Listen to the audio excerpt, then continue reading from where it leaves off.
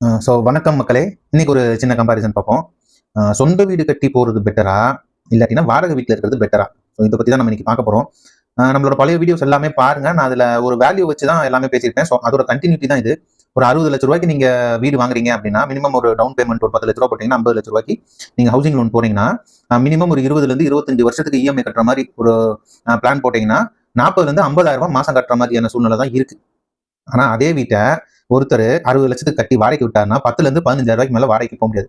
So ஒரு லொகேஷன்ல 60 லட்ச ரூபாய்க்கு வீட்டை கட்டி 50,000 ரூபாய் மாசம் மாசம் இஎம்ஐ அடுத்து 10ல இருந்து 20 வருஷத்துக்கு நீங்க கட்ட போறீங்க அப்படின்ற பட்சத்துல 15,000 ரூபாய் வாடகை கொடுத்து அதே வீட்டுக்கு வாடகைக்கு போறது பினான்சியலா பெட்டர் ஆப்ஷன். ஆனா எமோஷனலா பாத்தீங்கன்னா எனக்கு ஒரு சொந்த வீடு வேணும், ஒரு குச்சிலாவது இருக்கணும்னு சொல்லுவாங்க, சொந்தமா ஒரு குச்சிலாவது இருக்கணும் அப்படின்னு பேசுவாங்க எங்க ஊர் சைடு.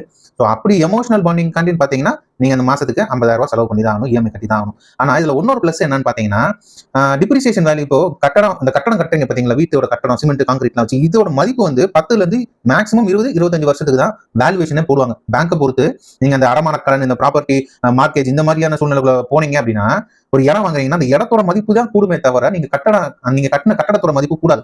50 லட்சத்துக்கு வாங்குறீங்க அப்படின்னா இடத்தோட மதிப்பு மட்டும் ஒரு 20 லட்ச ரூபாய் வருதுன்னா இந்த 20 லட்சம் தான் ஒரு 15-20 வருஷம் கழிச்சு பெறும்.